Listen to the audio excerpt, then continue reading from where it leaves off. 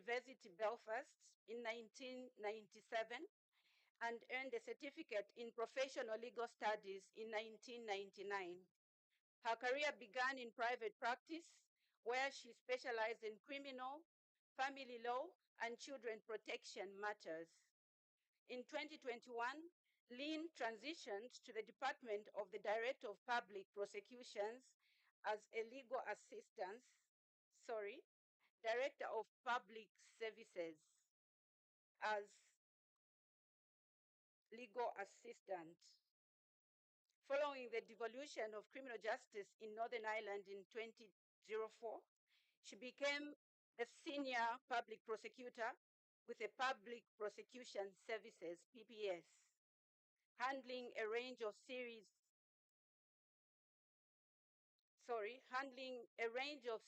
cases, including high-profile prosecutions, homicides, and complex sexual offenses.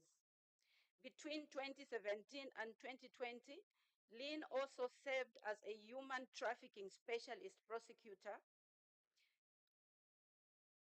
Yes, please join me in welcoming Ms. Lynn to the podium.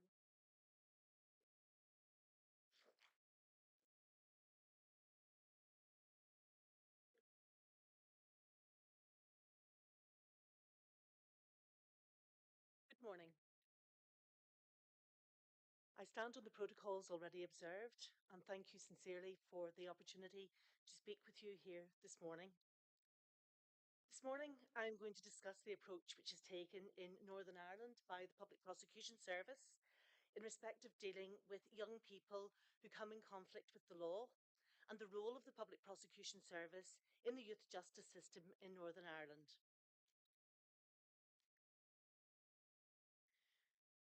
By way of introduction and to provide context, I'm going to just give a brief outline of the role of the Public Prosecution Service. Since 2002, the PPSNI has been the principal prosecuting authority for Northern Ireland. It's an independent and impartial prosecuting authority. As a result, PPS has responsibility for taking decisions as to prosecution or otherwise in all investigation files submitted by police and other investigative agencies in our jurisdiction, and we assess each of these against the test for prosecution. This is the case whether the suspect identified during the course of the investigation is a youth or an adult offender. Where the test for prosecution is met and a prosecution is directed, the PPS then has responsibility for the conduct of that prosecution in the court.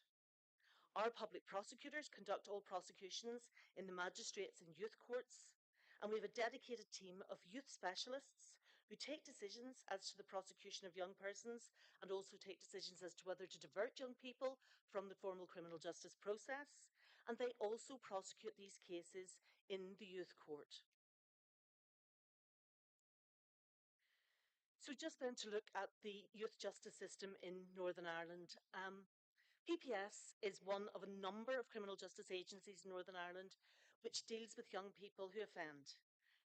The PPS works with all of these partners in a multi-agency approach to deliver the best outcomes for both young people who offend and the victims of young people who offend.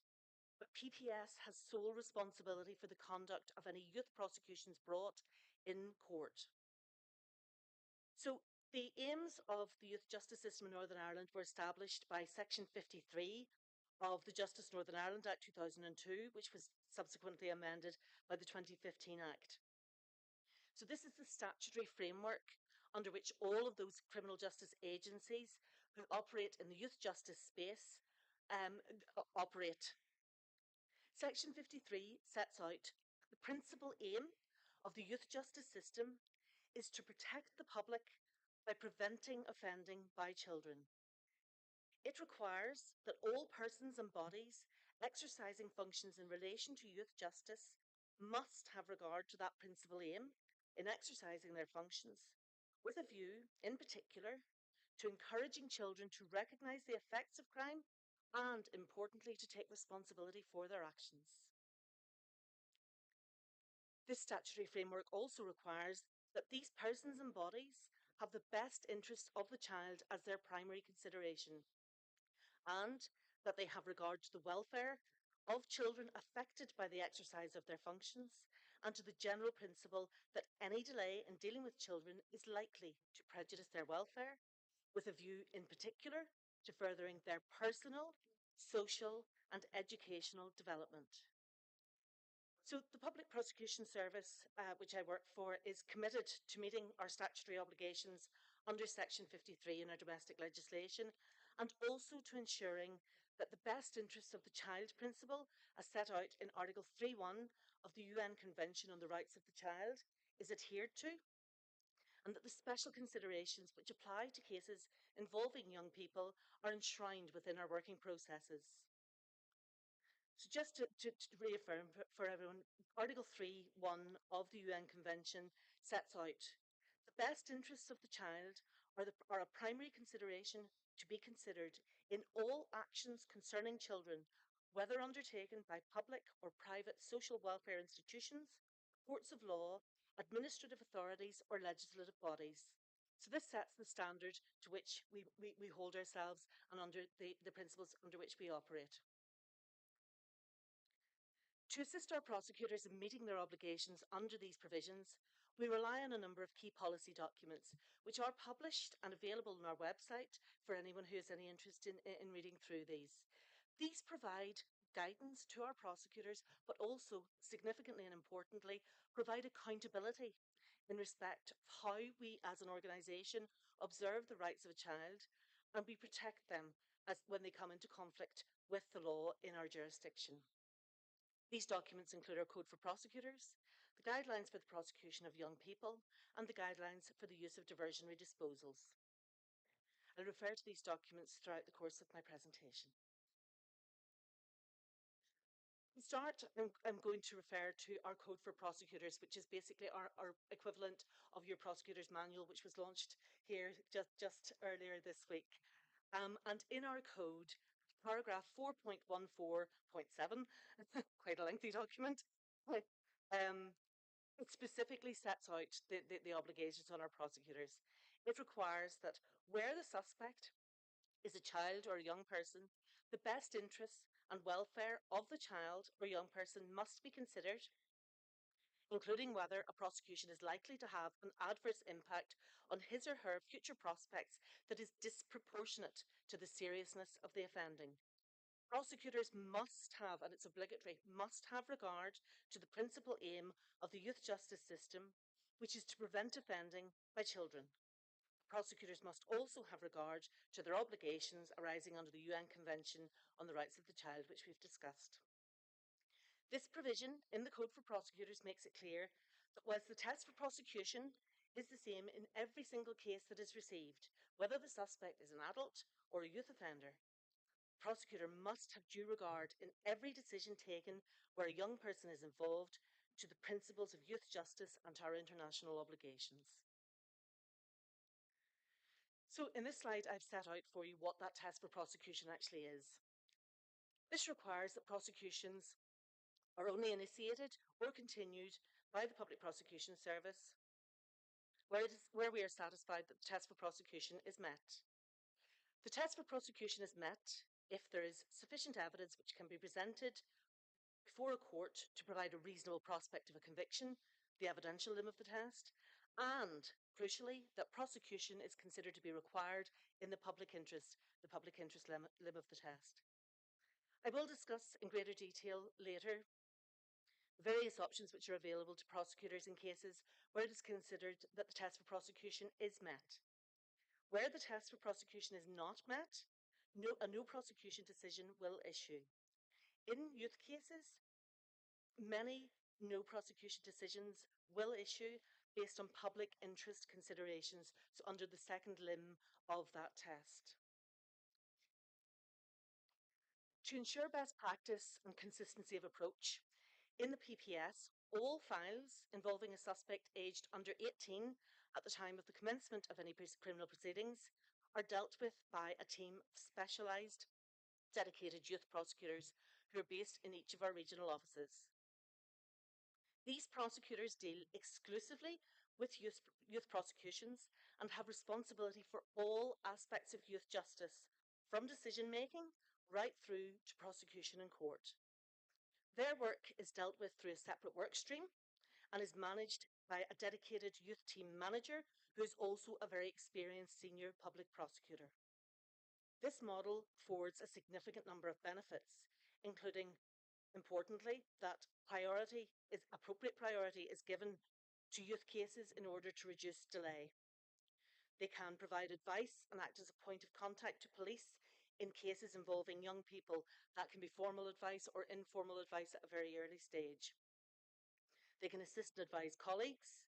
It also helps to ensure consistent practice and facilitates information sharing and supports that common aim that we must have of dealing proportionately with young people who offend.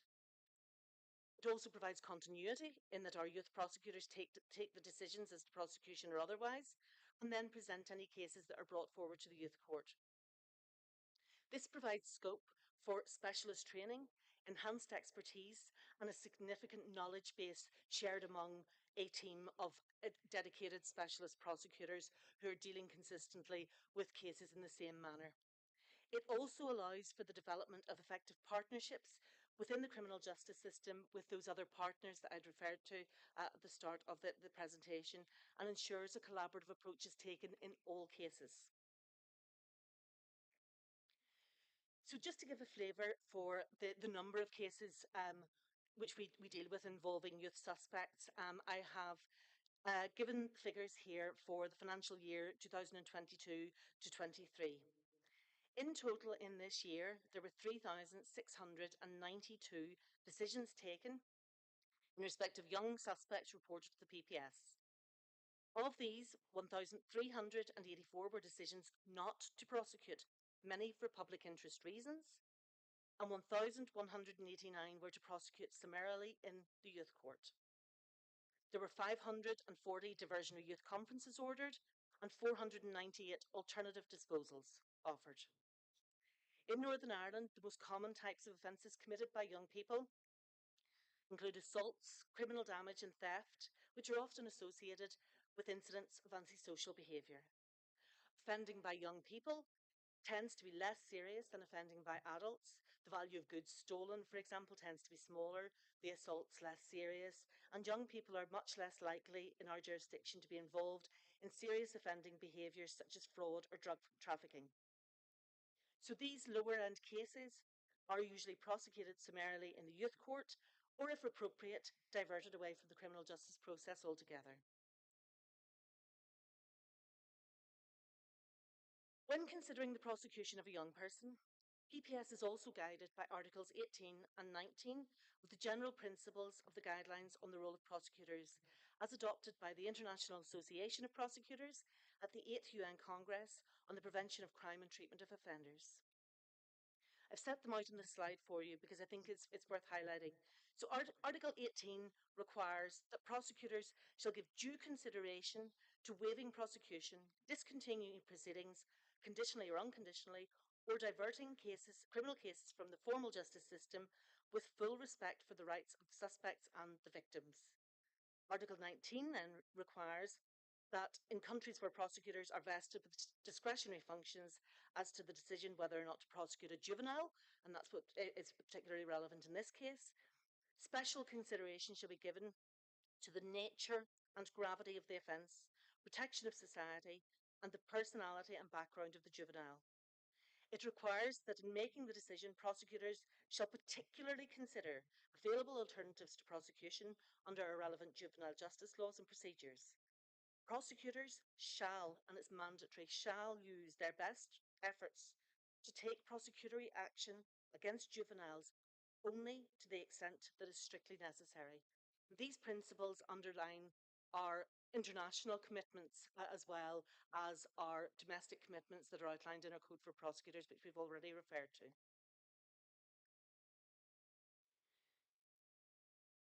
As a result, therefore, in respect of youth cases and in line with this international guidance, our prosecutors should give particular consideration to diversion in all appropriate cases.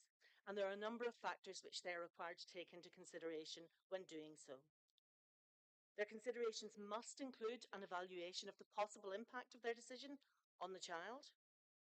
Consideration must be given to preserving family life and maintaining family relationships.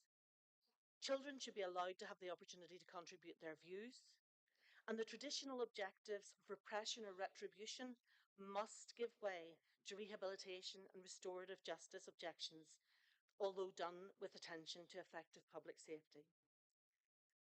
As outlined earlier in this presentation, in cases where the prosecutor is satisfied that the evidential limit of the test for prosecution is met, they are then required to consider whether the public interest limb of the test can be satisfied by the imposition of a diversionary disposal as a direct alternative to a prosecution decision. When reaching this decision, there are a range of factors which are outlined in our guidelines that are available to our prosecutors, which will be taken into consideration. Some of these are now shown in this slide. These include the nature, the seriousness of the offence, whether there have been previous disposals against this young person, particularly for offending of a similar or for a different type. The age of the offender and their attitude are also relevant considerations, as are the views of the victim. The one thing I would say is that in our system, a clear and unequivocal admission is a prerequisite for diversion to take place. Prosecutors can find assistance in reaching a decision as to the appropriateness of a diversionary disposal through the application of the guidelines. So when a decision is taken to divert the young person away from the formal criminal justice process, there are several options available to the prosecutor. Firstly, an informed warning recorded for a period of 12 months. Secondly, a caution recorded for a period of 24 months. And thirdly, a diversionary youth conference, again recorded for a period of 24 months. It is important to state that these are not criminal convictions, but are recorded on the record only for the duration set out on this slide. This decision as to whether to offer a diversionary option is offered to the young person at what's known as a youth engagement clinic, which is facilitated by our Youth Justice Agency, one of our other criminal justice partners. The aims of this clinic is to allow the young person to determine whether they wish to accept the diversionary disposal that has been offered to them, but to do so in a timely manner. It also assists to signpost the young person to any support services that are needed.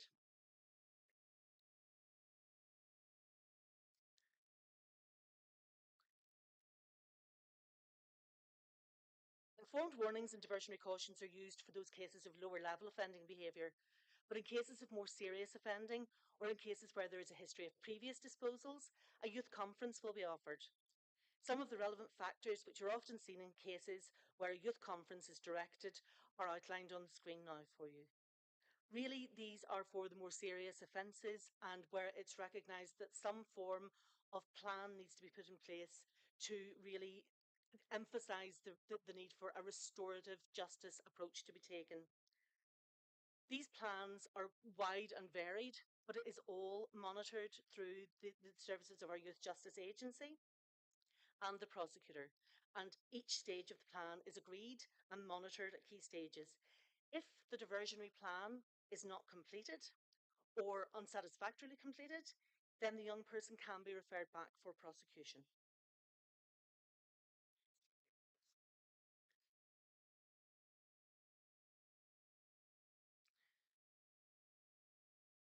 Whilst due consideration must be given to the possibility of diversion, there will be some cases which inevitably result in a prosecution being brought. These will usually be the most serious of offences and may arise where the young person is a prolific offender or has exhausted all diversionary options. And my colleague Linda will later today present to you on the court prosecution system in Northern Ireland for young people who actually end up in our youth courts. Although the number of cases that do end up in the youth justice system is still relatively high, the emphasis in our jurisdiction is very much on these diversionary initiatives, and the impact of this work has been considerable. There has been a 54% reduction in the number of children entering the justice system from 1,555 in 2011-2012 down to 710 in 2019-2020, and those figures actually keep falling. 59% reduction in the number of children dealt with by our youth courts from 3,023 in 2011 to and 1,256 in 2019, and a 61% reduction in the daily average number of children held in custody from 28 in 2011-12 to 11 in 2020-21. 2011-2012 is really sort of when we started, it's our benchmark because it's really when we started on this restorative justice programme to offer diversionary disposals. As a result of this progress, Northern Ireland is now regarded internationally as a leading jurisdiction on rehabilitation and youth justice through the principles of early intervention and diversion. PPS are committed to working along with our other criminal justice partners to continue to work on a range of initiatives designed to continue to improve children's experience of our youth justice system, including the development of an informal youth court pilot, the development of a single community order, improvement of bail and custody provision for young people. We recognise that there still is work to do. We've come a long way. There's more to be done. We will continue to work towards our Department of Justice's vision for the youth justice system in Northern Ireland, which is a progressive youth system delivering better outcomes for children and communities. I hope this presentation has been of interest to you, and thank you for listening to me. Thank you.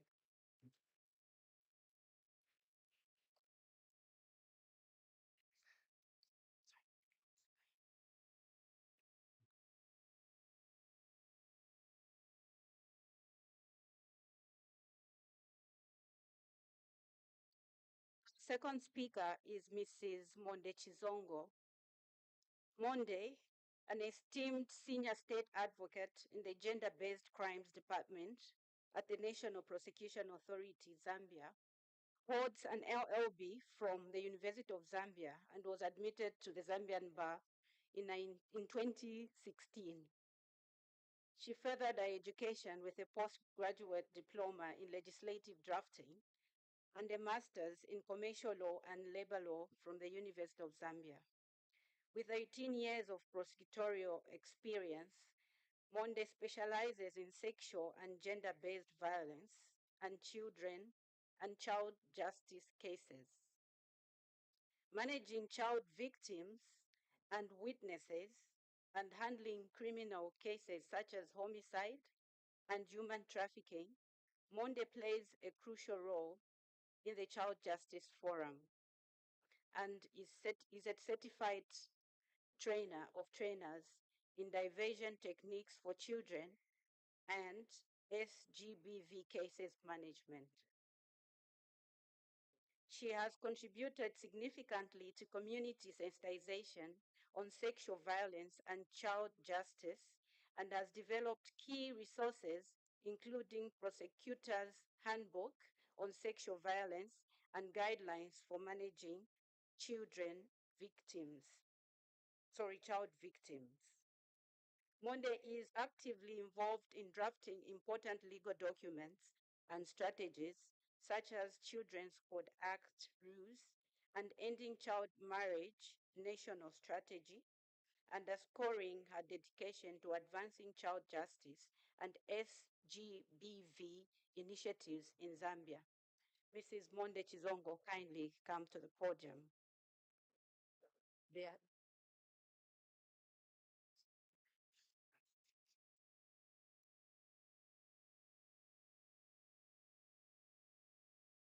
Good morning, ladies and gentlemen. Allow me to write on the protocol already observed. So this morning, we'll be discussing effective management of children in conflict with the law, and I'll be giving the perspective of the NPA in Zambia. And I'll be more practical because Lynn has already given us the general principles relating to effective management of children in conflict with the law. First and foremost, I would like to bring to the attention of the Children's Code Act, which was enacted in the year 2022. And this was necessitated by the fact that the child justice, or rather the criminal justice system, was tailor-suited for adults. And therefore, when children interface with the criminal justice system, they faced more harm than good. And in fact, it contributed to more children being more aggressive and also being hardcore offenders. And so the Children's Code Act was enacted to bring about safeguards that would make the criminal justice system child-friendly, to enable children be accommodated into the system and be able to express their views and most importantly, for them to be rehabilitated, reformed, and reintegrated back into the society. So what are the components that came with the enactment of this code? So of course, we saw that the laws were consolidated relating to children. And secondly, we saw the domestication of international instruments such as the United Nations Conventions on the Rights of Children, as well as the African Charter on the Rights and Well-being of Children. It also saw the repeal of certain acts like the Juveniles Act, which was previously used for the management of children in conflict with the law.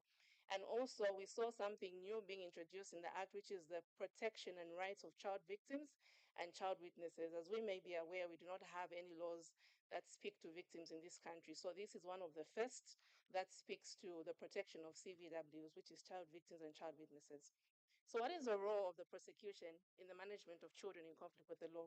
First and foremost, we should know that effective management of children in conflict with the law involves balancing the goals of rehabilitating children, reforming them, as well as holding them accountable, but in the meantime, recognizing their rights and their well-being.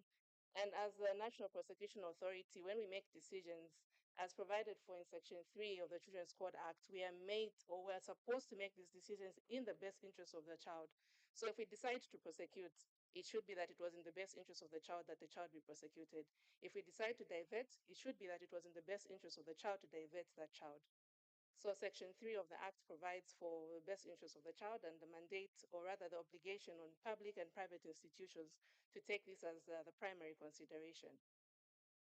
So as we know, the NPA is mandated to prosecute crimes in Zambia, and these crimes include children that have committed, children who have also committed crimes.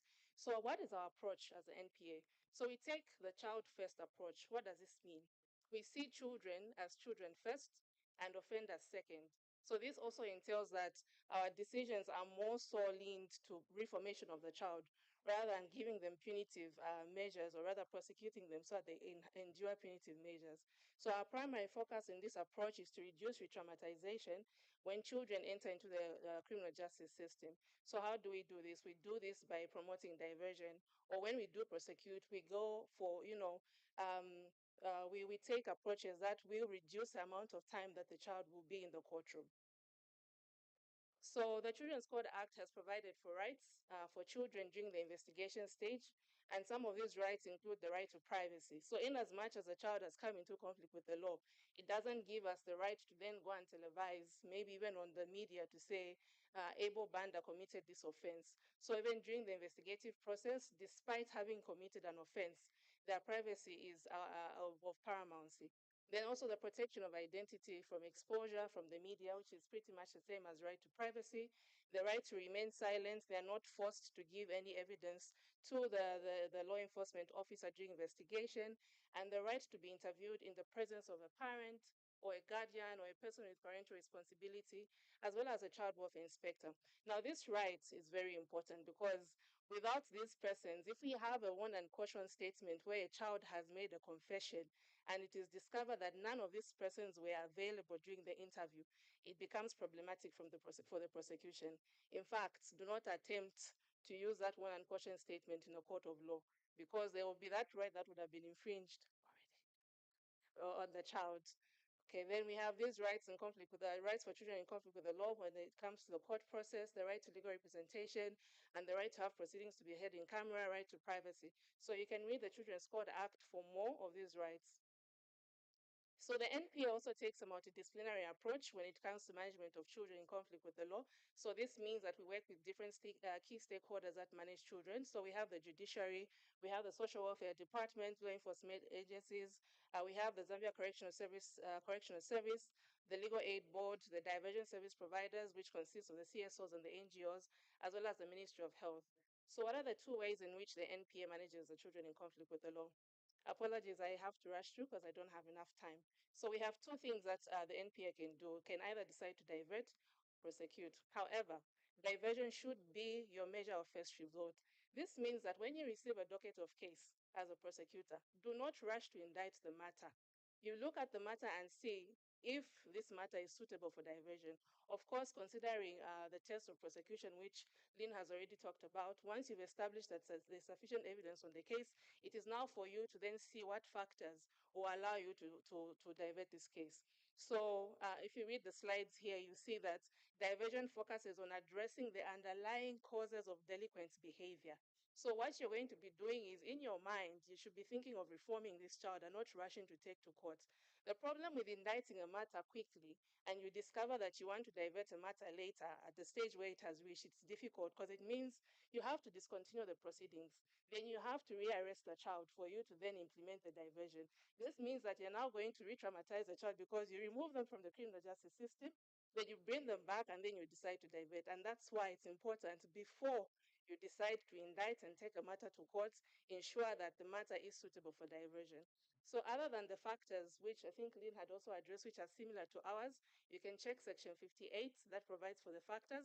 You can apply these to discover whether it's suitable for diversion. So the nature and circumstances of the case, the degree of harm, the culpability of the child. So these are on a case-by-case basis. So whatever it is the circumstances of the case provide, you will see which factors will apply. Then when it comes to making that decision to divert, we have an additional role to see whether the conditions of diversion are met. Now, this one, I must emphasize, all conditions must be met. So there are 4 conditions that the prosecutor must ensure before they decide to divert a case. After you have established that the case is suitable for prosecution, of course, there should be a likelihood of a prima facie case against the child. And 2, the child must acknowledge responsibility of the case. So even if the case is suitable for diversion, as long as the child refuses, you cannot divert the case. I repeat, if the child does not accept responsibility for an offense, you cannot divert the case, even though the case is suitable for diversion. So what that then means is you're going to prosecute the matter.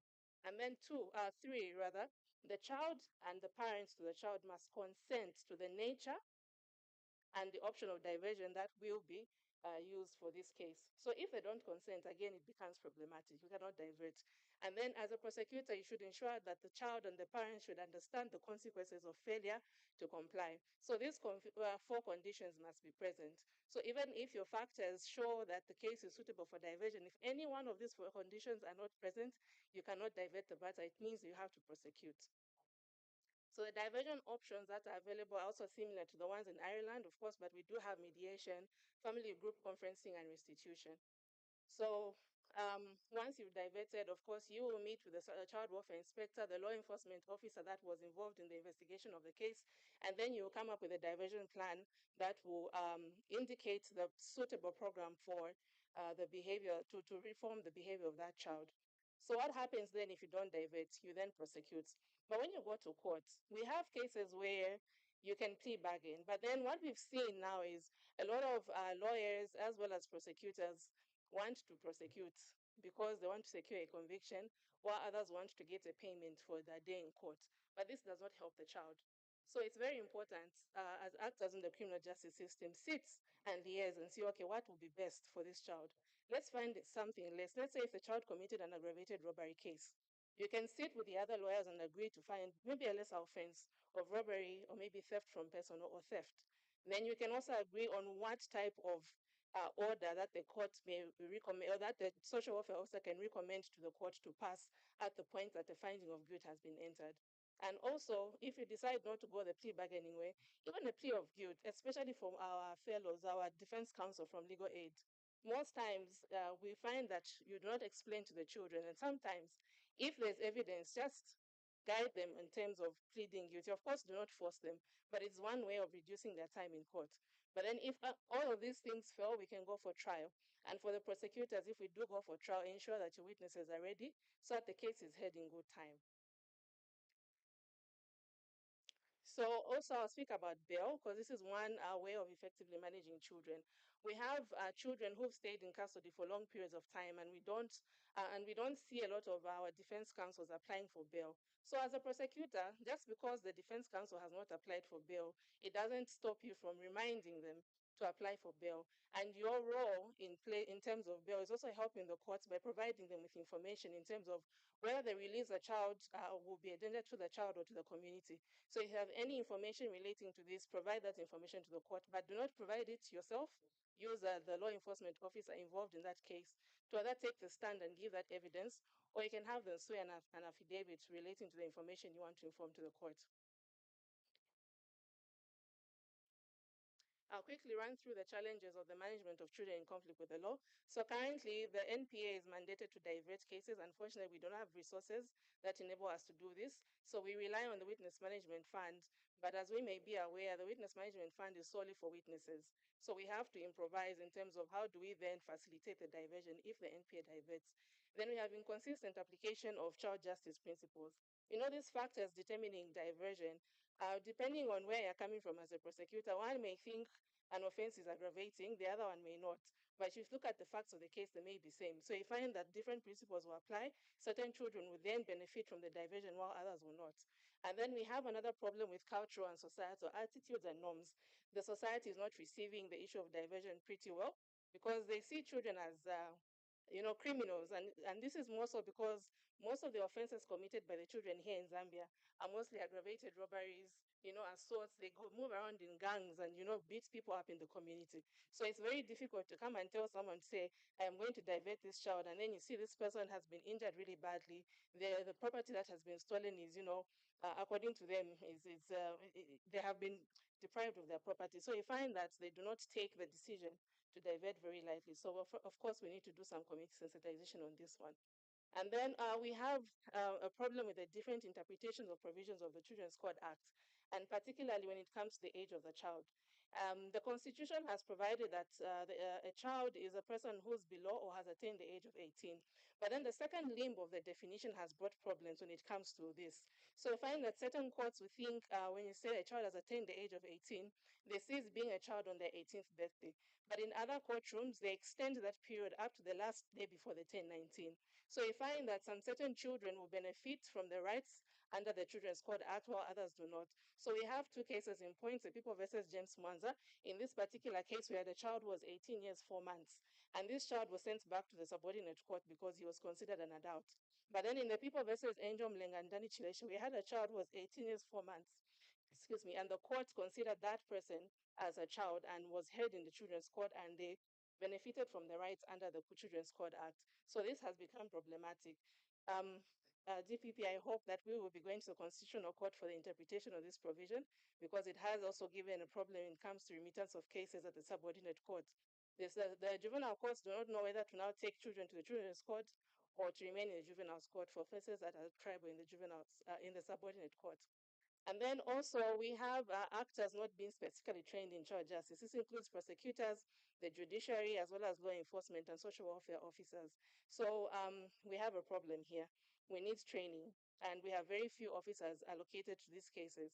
And then we also have a high rate of recidivism attributed to the failure to deal with the underlying cause of the behavior exhibited by a child. We had one child called Windy Likolo. This child came 3 times into the system. The first time he committed a housebreaking. The second time he committed aggravated robbery with his friend. The third time he committed another aggravated robbery, this time with a firearm. And on all 3 occasions, he was given probation. And we saw that there was a miscommunication within the social welfare department, as well as the prosecutors not uh, um, keeping up to date in terms of what what program this child had been put in the first time he was finding of guilt was entered. So we found that we did not help this child in any way. And in any case, the probation was not done on all 3 occasions. So you can imagine. But then after a deep assessment into this case, it was discovered that this child came from a broken home, and he was projecting through committing crimes. And on all 3 occasions, the probation was only used to deal with the aggravated robbery and not necessarily the underlying issue that caused him to behave in the way that he behaved. Sorry. Um, and then we also have inadequate methods to manage the behavior of children who commit heinous crimes. I think we've all heard of the case of the People versus Abraham Piri, where he had attempted to rape a woman and eventually murdered that woman and stole from that woman. And then at the end of the day, this person was only given probation. Of course, there was community uproar because of that. So we do not have anywhere in our provision that gives us methods that deal with children that commit these heinous behaviors. Although the CRC has provided that you could still give a custodial sentence to children, except for a shortest period, appropriate time, But in the Children's Court Act, we do not have anything like that. So everything is either probation, reformatory, or approved. And for this case, Abraham was beyond the age where you can send him to an approved school. So he went away with just being on probation. So you can imagine the hurt and the impact on the family of the victim that was killed. So these are some of the challenges that we are facing. There's a lot more that I could say, but I've run out of time.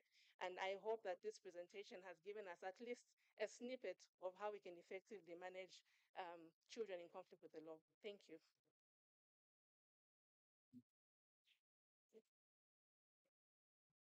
Our third speaker is Mrs. Nandipa Nguluwe. She is an advocate of the High Court of Zambia. She's also a holder of Bachelors of Law degree, LLB and LLM,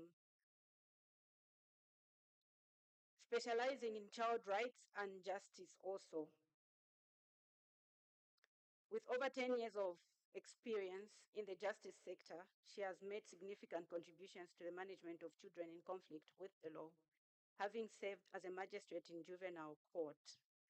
Nandipa gained invaluable experience in processing cases involving children within the judicial system. Currently, she holds the position of National Coordinator for the Child Justice Forum Zambia under the judiciary. Her participation in various national technical working groups and steering committees contributes to the development of policies and strategies aimed at reforming the child justice system and promoting restorative approaches. Nandipa, dedicated to develop restorative interventions, Nandipa envisions a transformed child justice system in Zambia that meets international child rights standards and effectively manages and rehabilitates children in conflict with the law. Mrs. Ngulube, kindly come to the podium.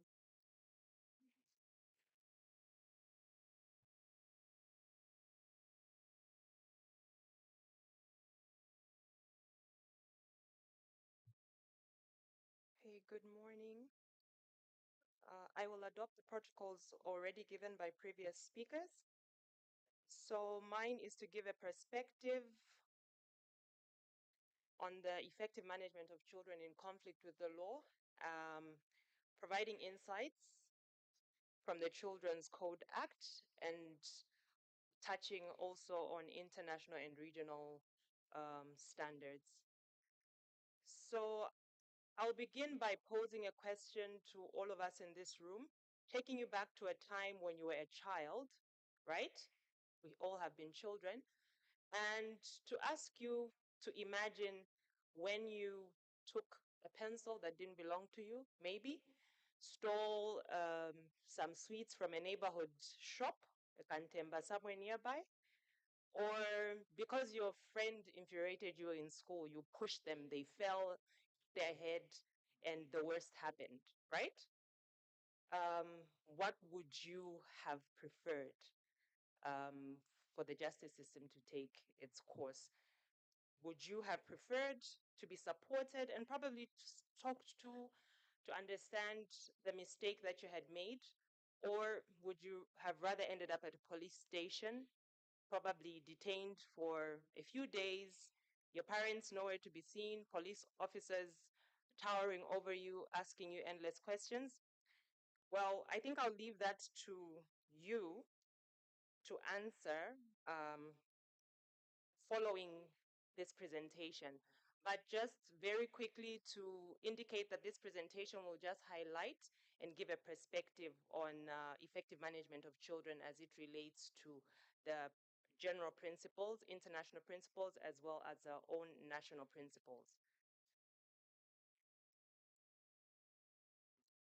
So I think for the definitions, I will only define diversion. A child in conflict with the law, as well as a child, have already been defined by the previous speakers. When we look at diversion, it really speaks to channeling the child away from the formal criminal justice process. And we will see in a little while why that is so. When you look at the statistics that have been given with regards to children that have been deprived of their liberty, the 2021 UNICEF report um, on estimating the number of children deprived of liberty in the administration of justice recorded over 1.4 million children that had been deprived of their liberty worldwide. And then when you refer to the 2019 UN Global Study on children deprived of liberty, um, between 160,000 to 250,000 children were detained in 2018, and approximately 410,000 in remand centers in that year. So what you will note is that the child justice system as it stands today has taken a more child-centered approach. Previously, the criminal justice system in its traditional sense is punitive. It is meant to punish for the wrong that you have done. By the same measure, you must feel the pain. But the child-centered approach looks at the best interests of the child, and that means for every stakeholder that deals with a child, they must consider that as a primary consideration. So that is enshrined in our own local laws, the Children's Code Act, and of course, was highly influenced by the international instruments, the UNCRC. And then a child-centered approach aims to divert children from the formal court proceedings. That way, children are given an opportunity, and this is based on the uniqueness of a child. Studies have shown that the development of a child is very different from that of an adult. As a child, they're very experimental. They want to explore, right? You tell a child not to touch uh, a hot surface, they will actually touch it because they're curious. So a curious mind will explore, and in exploring, they're bound to make mistakes. So a child-centered approach looks at restorative justice principles, which is principles that will ensure that for the harm that has been occasioned on a victim, the victim is restituted. The relationship between the parties is restored. This helps the child reintegrate back into their community. It helps the child grow into their community because a child will need their community.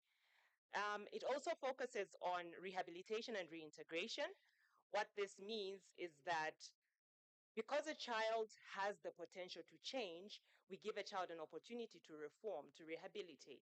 And that is what the child-centered approach is. It also provides for community safety.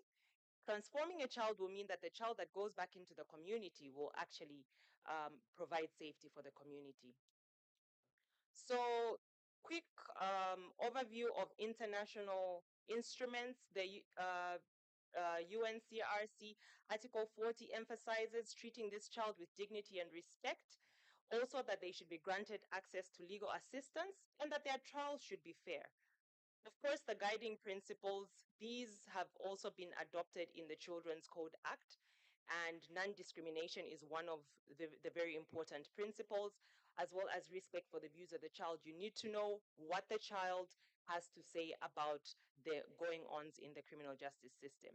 Then the Beijing rules, they advocate for a system that focuses on rehabilitation rather than punishment. And interestingly, our own regional instrument, and what I like about this instrument is that it recognizes the unique position of a child, an African child, and it recognizes the huge responsibility that this child bears in their family and tailors the rehabilitation mechanisms to ensure that the family is part of the reintegration of the child in order to be assured of a harmonious and full development of the child. Then a perspective on the Children's Code Act, what we will note is that diversion is a measure, should be a measure of first resort when a child comes into conflict with the law, and that when a child has been found wanting, there should be alternatives to detention. In fact, even before they are found wanting, from as early on as they are suspects, alternatives to detention, rather than keep a child in detention, grant them bond. secure the bail for them, but that child requires to be out of detention.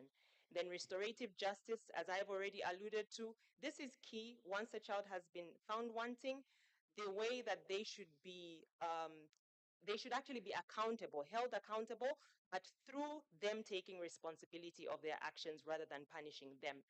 And in a nutshell, the aim of all of this is that the child should be properly rehabilitated and reintegrated into their society. So when we look at the Children's Code Act, I have just highlighted, because this was supposed to give a perspective on the Children's Code Act, I have highlighted Section 57, which provides that a child should not be taken into custody unless as a measure of um, last resort. So then Section 58 provides that where a child in conflict with the law um, has come to in contact with the criminal justice system as a first resort, they should be diverted. But interestingly, the Act also provides for duties and responsibilities of a child. And this is to debunk the talk going on that the Children's Code Act has come to enable children to commit offenses or to become defiant. As a matter of fact, it begins by providing them with duties and responsibilities to their community, to their parents, to the elders in the society. They have a duty to contribute to the cohesion of their society, of their family. They have the responsibility to respect all of these people that they live with in the community, to preserve and strengthen the social and national solidarity and the cultural values that exist. Then Section 79 is very important because although diversion should be done at the earliest possible time, which is either at law enforcement or at the prosecution stage, I always say that there is always an opportunity for this child to benefit from the diversion program.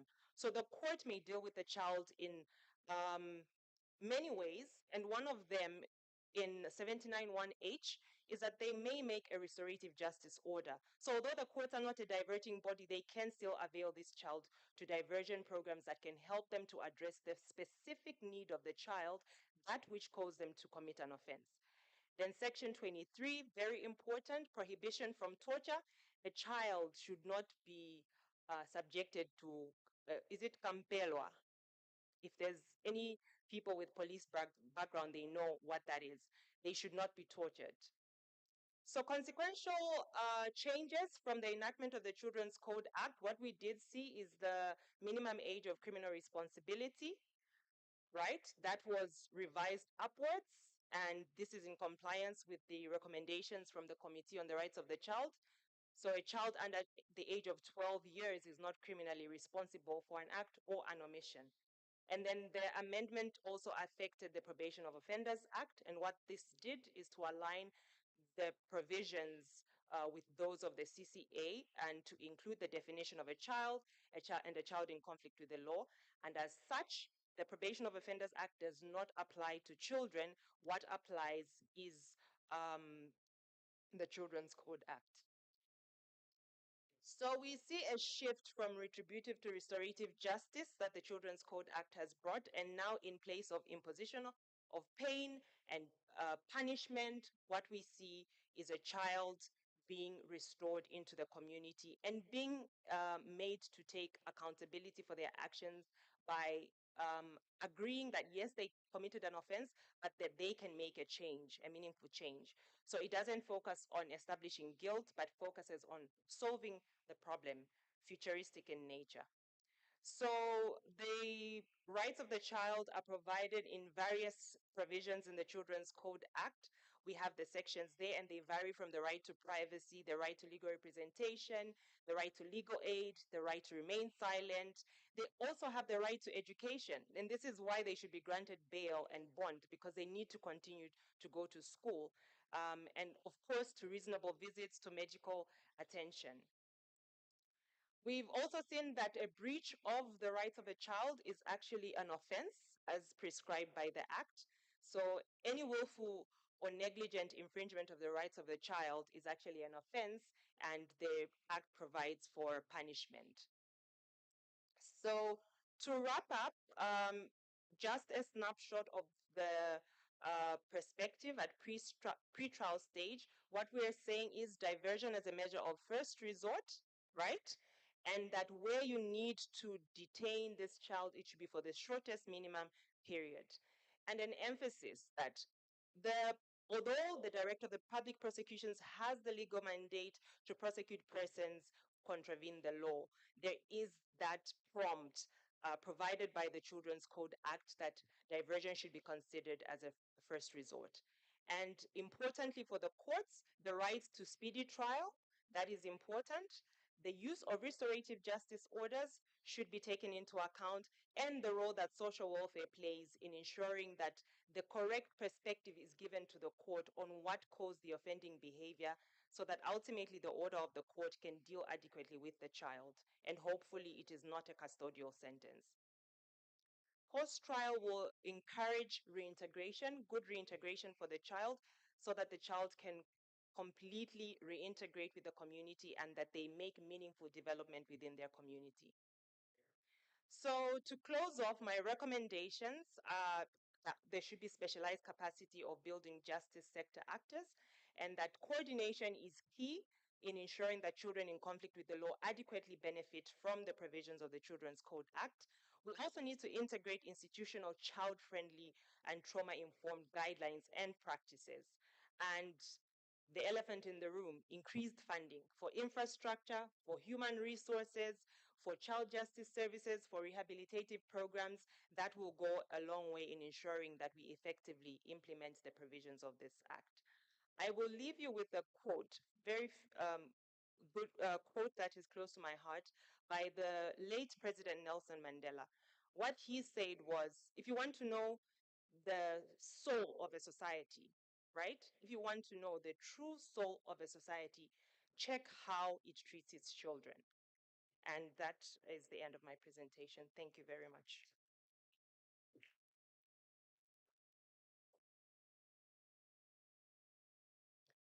I will only allow 2 questions because we're behind time. Any feedback from the audience? Yes.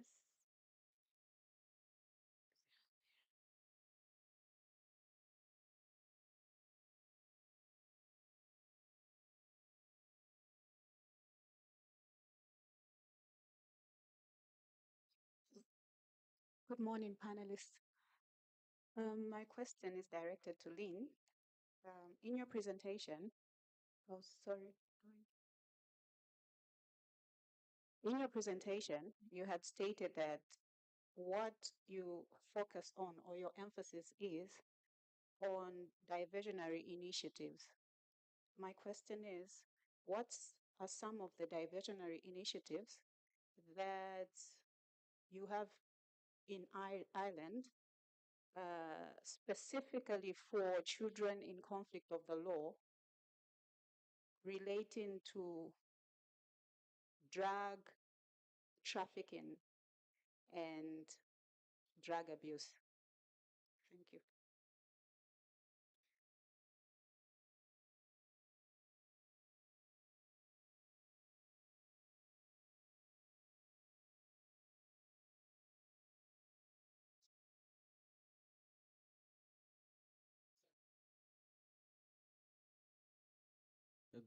Good morning. My name is Pos Musa from NPA. My question is directed to Madam Chizongo. I just want to find out, Madam, there are situations where the matter qualifies under Section 59, for diversion. But we have administrative rules which will allow us that we communicate. Then when we communicate, maybe the response comes in a negative. How do we harmonize administrative rules and this law which empowers that we should not rush into trial before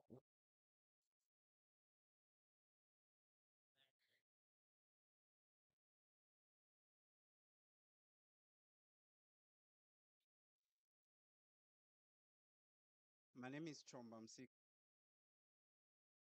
I'm court reporting. My question is directed to Madam Chizongo. From a rating of 10, how do Zambian journalists adhere to the Children's Code Act in terms of reporting stories relating to children? And what would be your advice so that we don't swim in the realms of contempt of court?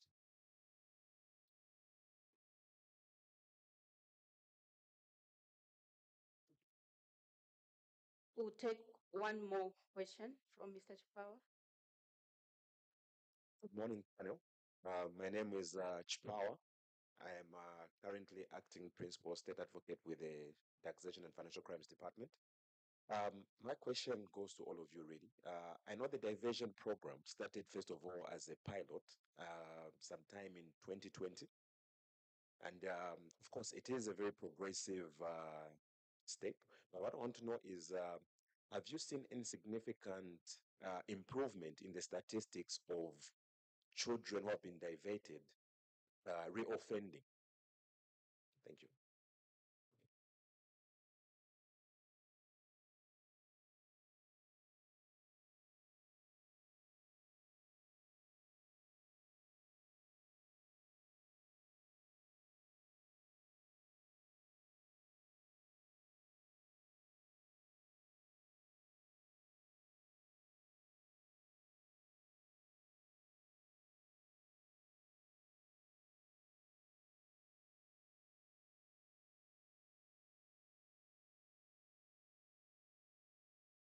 Okay, thank you for your question.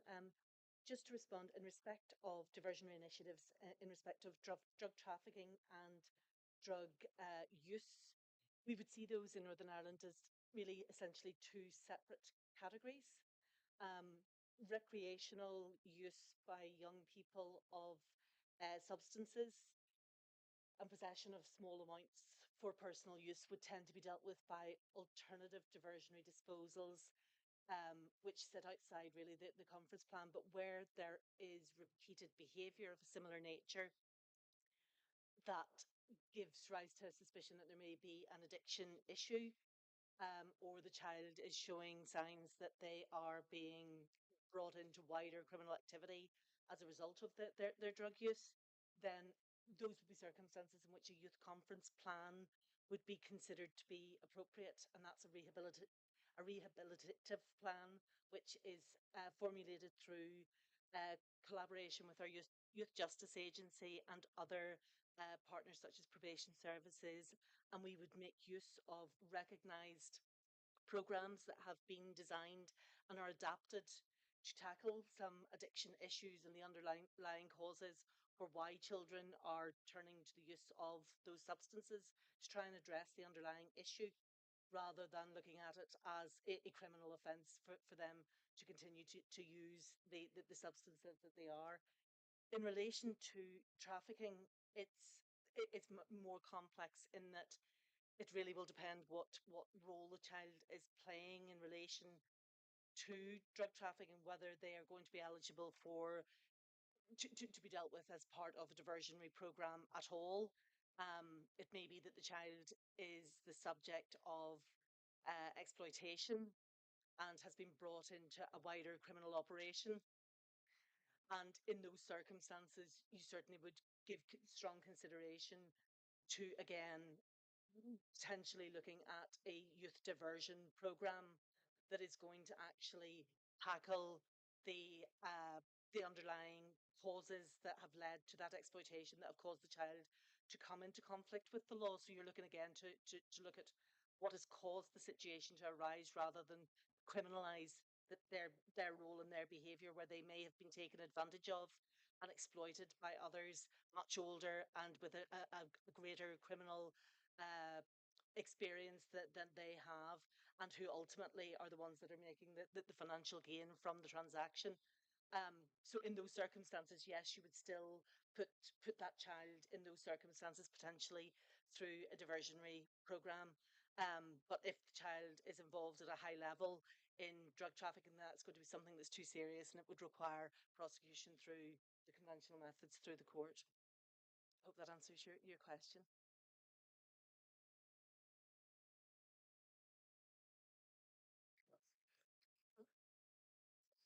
Okay, so I had been given two questions. I'll begin with the one where you get a negative response from your supervisor.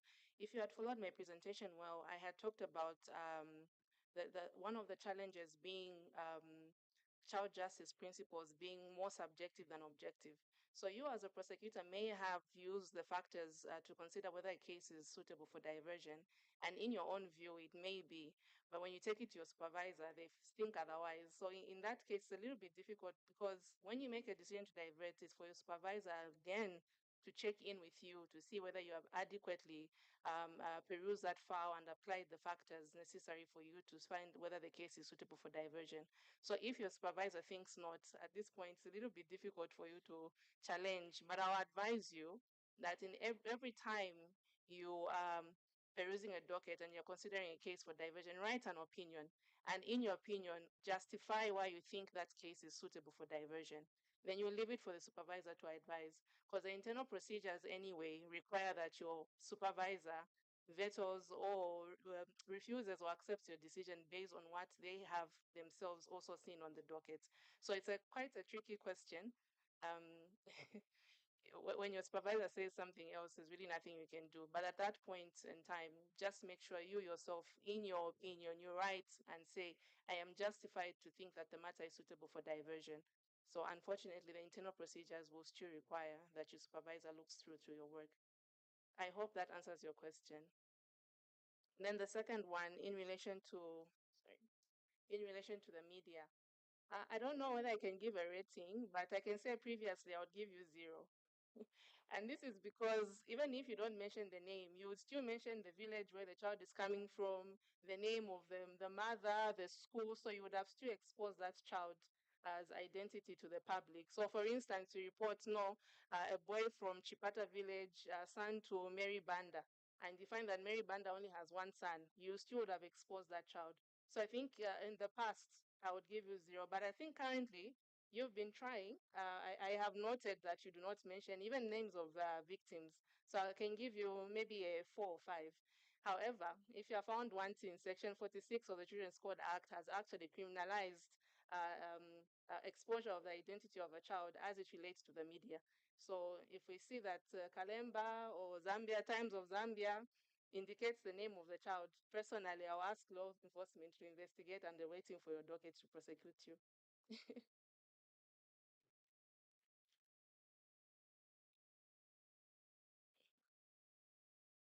Okay, so regarding the question as to the effectiveness of diversion, what we have seen, yes, indeed, it began initially as a pilot project in 2018, but obviously now with the codification of the pretrial diversion, has to be implemented countrywide. So in terms of statistics, I wouldn't necessarily have the statistics off the top of my head here, but what we can say is that because, and I'll have to admit that as a country, remember, this was a relatively novel concept. So there is a lot that needs to be put in place to be able to effectively implement diversion. And it starts from even the service providers. You see, you will divert a child and send them to a service provider, but they do not have the adequate services. They do not have the adequate human resource to effectively monitor this child. um, we probably inadequate counseling services. So the efficacy of the program obviously is being hampered by virtue of the lack of capacity at the moment. But we do, as a Child Justice Forum, we do receive reports from some of the active service providers that we've had from the onset of the pilot project.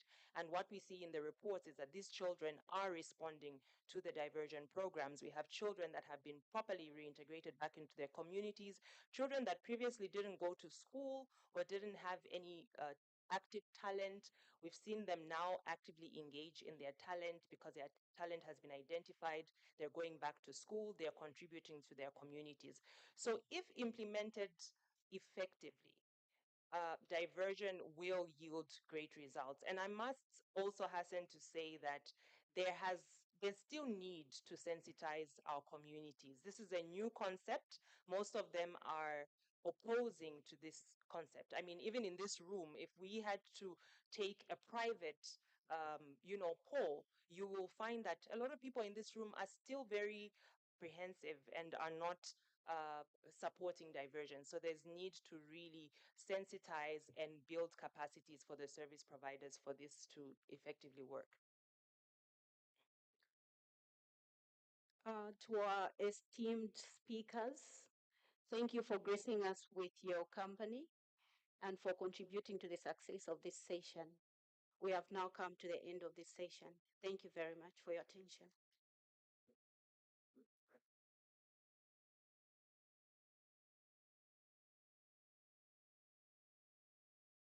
Ladies and gentlemen, another round of applause to the panel.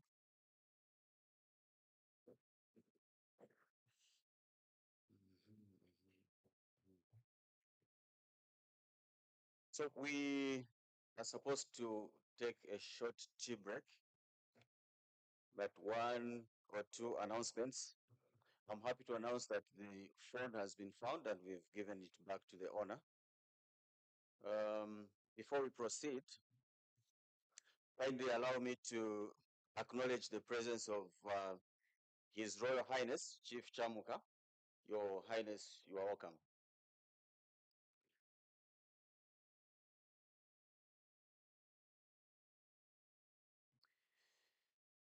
So our tea break will take 15 minutes. I repeat, 15 minutes. That means we are expected to come back at 11:05. 11:05. Please enjoy your tea. Thank you.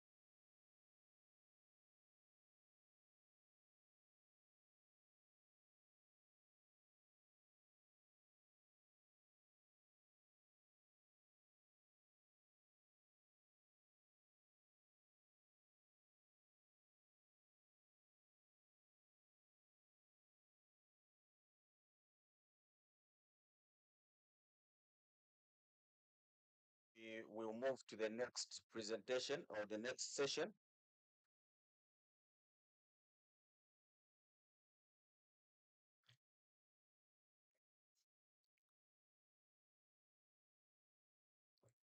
The next session will be moderated by Mrs. Martha Weza Tembo. Please put your hands together for Mrs. Weza.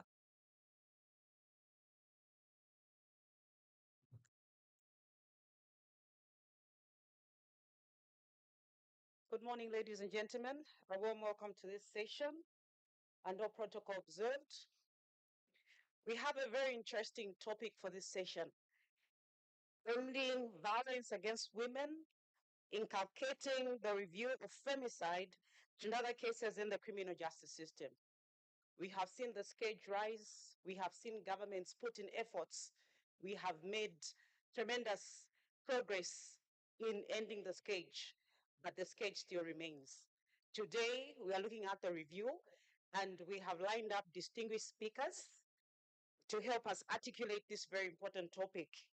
Help me in welcoming Advocate Olivia Martha Imalwa to the podium, Ms. Lynn Kalin, and Dr. Linda Naidu. Ladies and gentlemen, please hand of applause for them.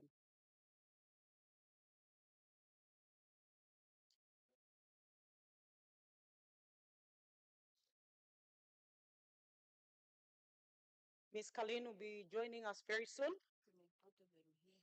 Thank you. So Advocate Olivia Martha Imalwa is the esteemed Prosecutor General for the Republic of Namibia. She has held this position with distinction since 2004. She has over 30 years of experience, and she has played a major role in Namibia's legal system, legal reform, which was aimed at strengthening the criminal justice system.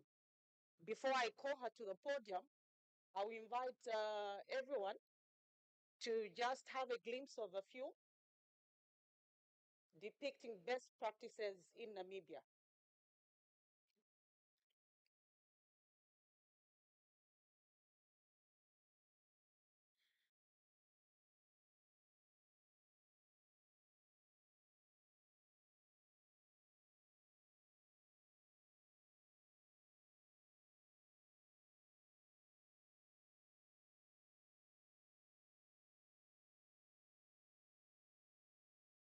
Gender-based violence is on the increase in the world, and Namibia is not an exception.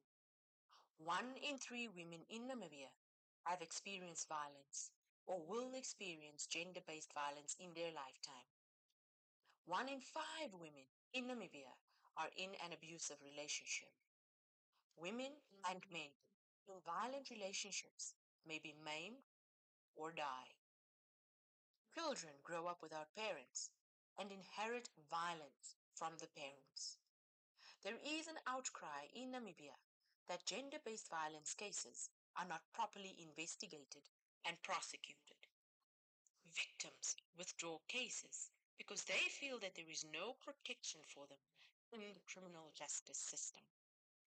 They suffer secondary victimization from the criminal justice system when giving their testimony in open courts. Criminal justice system is not friendly. Gender-based violence does not discriminate. It affects all races. What you will see here is the experience of victims of the criminal justice system and what those who are involved want the system to be: a friendly, caring, and protective system.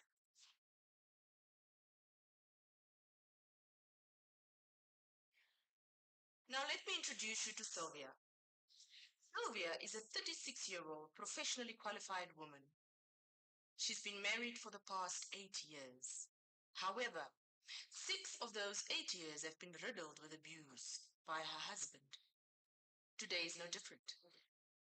Sylvia has just been badly assaulted and raped by her husband. However, she's had enough. She runs to the nearest police station to put an end to her torture. Let us see how it plays out. Ish, bruh, there's the girl that got exposed. Mara, she looks like the one that got exposed last year, man. No, bruh, they're friends. They all like the same thing. Excuse me, I need your help. Help me, please. Madam, speak louder. We cannot hear you. My husband raped me. Huh? I was beaten and raped by my husband. Yeah? Please help me. You were beaten and raped by your husband. The 50-50 equality thing in this country is getting out of control. So you married that wrong guy so you can stab him. No, officer. Oh, sister, didn't you say you were raped? Yes, but what? You refuse to sleep with your husband. Now that he beat you, you are angry. Oh, the thing from here at this station. Is he not your husband after all, Mama? You agreed through thick. Listen to me, thick and thin. Hmm? This is a police station. Here we deal with real issues, not a couple's therapy. Huh? Go for counseling and leave us out of this drama. She is no better than the other guy that came to report his wife. Why do you people rush into marriages if you are not ready? Wait, let me take her statement. What apparently happened? Woman, how can you wash your dirty linen in public? Tambul, go see a doctor and bring it back to me. Where should I go? Useless. Go to Katutura Hospital. Next.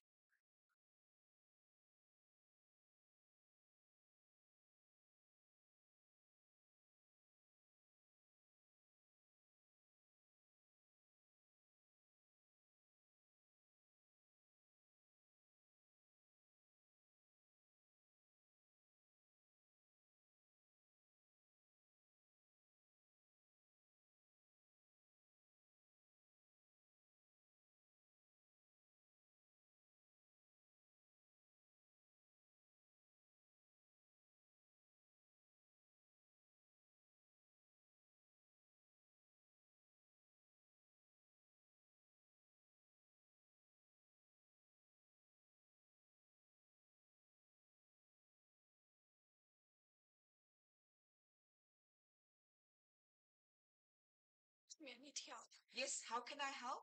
I was told to come here for an examination. Join the line. You will be assisted in a while.